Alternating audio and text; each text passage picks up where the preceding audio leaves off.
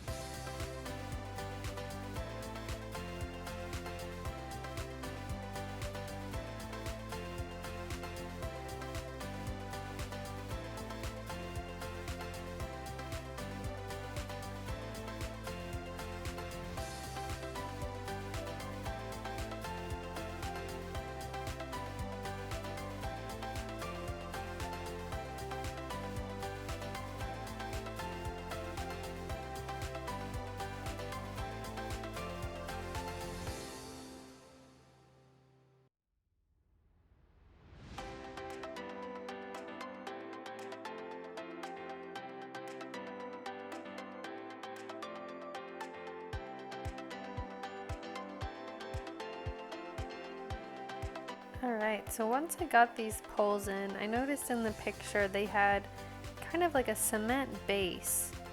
And when I was looking through the different types of, just different things I could try and put in the base, I just couldn't find anything that I liked.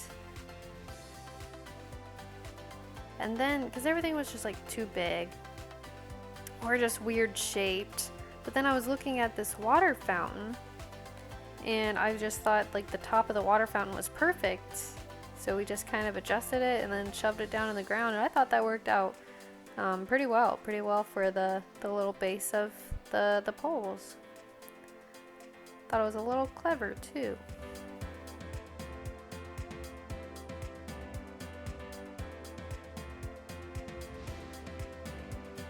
This sign, I think, is almost identical to the one in the actual gift shop too. I couldn't get the actual name of the gift shop to fit on there. I thought it would have been too many words, so I just ended up just typing out gift shop, and I thought that worked.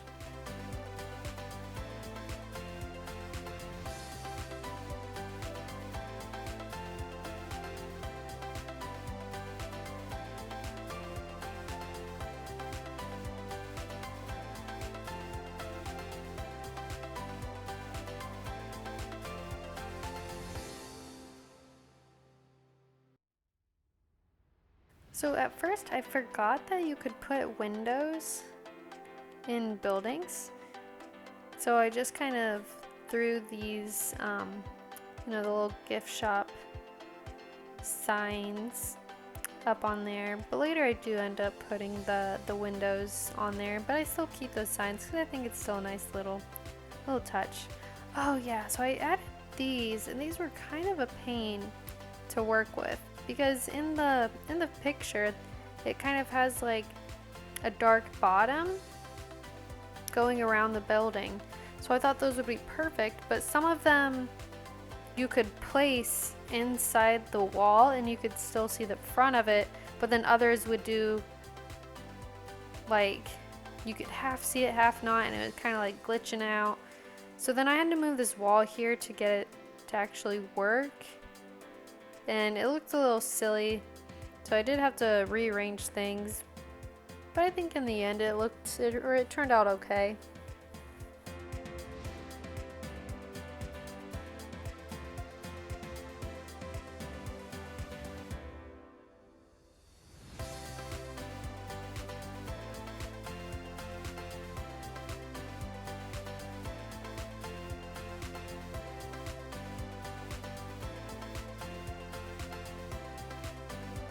And I thought that adding the poles on the inside and on the outside would kind of give it a little more character. Nothing crazy, just give it a little dimension. So we did that all the way around. And then we put a few on the inside too.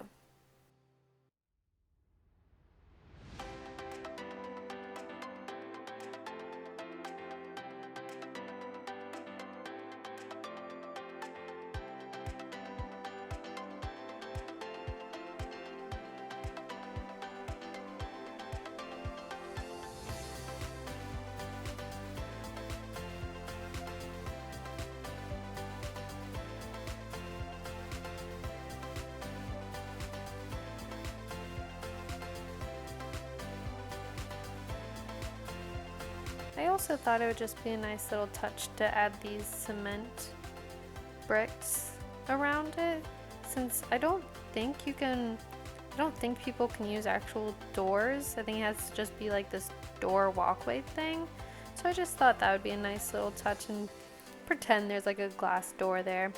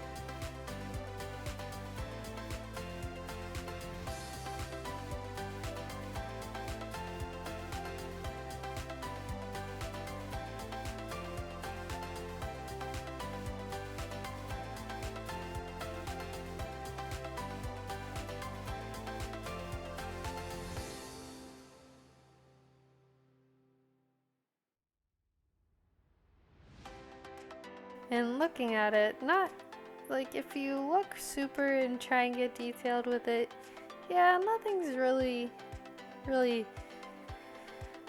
proportional or lined up and even, but you know, that gives it character.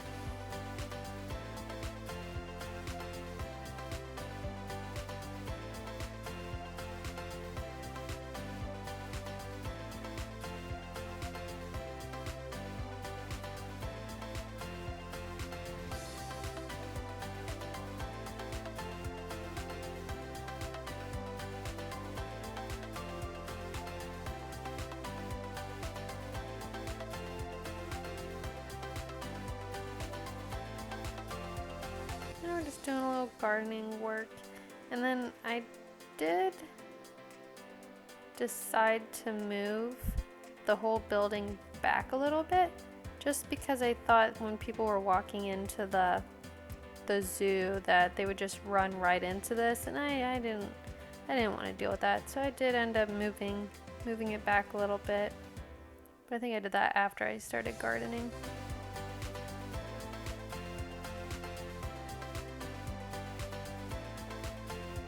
Yeah, and I actually didn't know they had these little mulch patches either. So that was kind of cool, because before I was just trying to put dirt down, and the dirt just wasn't dark enough to make it look like actual mulch, and then I'm like, oh, there's actual mulch I can use. Who'd have known?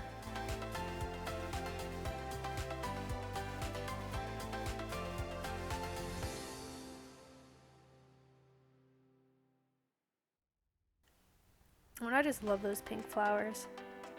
I don't know, there's something about them. They're just like, they just look sweet. Nice and fun.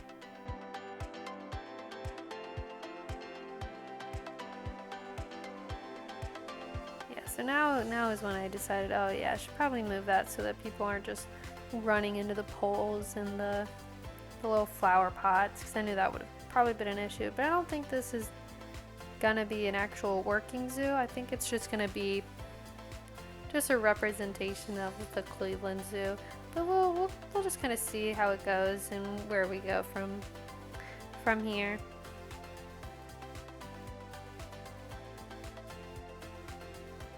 And I think on the next video we'll work on, there's a little exhibit on the map, like across from the gift shop, there's a little exhibit. And I think I'm just gonna put some creatures, or like spiders and snakes and stuff in there, and kind of just build a little exhibit gallery. I don't remember, and I actually don't think I've ever been in the exhibit building at the zoo. So I'll do some Googling and see if I can find any pictures and references and go from there. If not, I'll probably just make it my own. Oh yeah, so right here I decided to add kind of just like a back lounge area for like if staff were to be working here. I know they can't actually use it, but I thought it was just like a nice little touch, give it a little character, and add it right back there.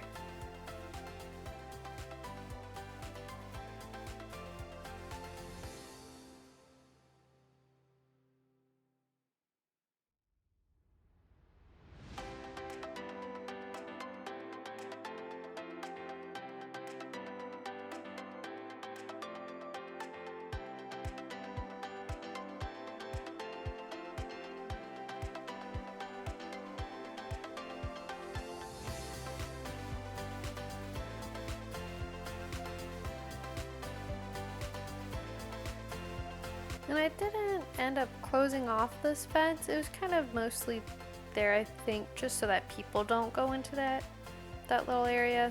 So it's just enough so people don't go in, but you can still like move the wagon around. Choosing a door was kind of difficult. I really wanted a nice door, and I wanted a door to fit over the bottom black part that I have, but nothing would have looked good. So I did end up just going with this door and removing that bottom half, which I think it's fine. If this is just the staff area, I don't see why that would have been a big deal, you know? So here is when I decided to add the windows in. And you can't actually see in, but I think it does add a nice little touch though.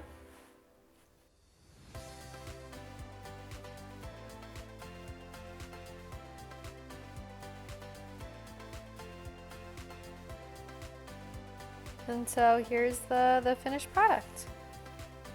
If you like this video, don't forget to hit the like button, subscribe, and hit the bell so you don't miss out on the rest of building the Cleveland Zoo. We'll see you next time. Bye!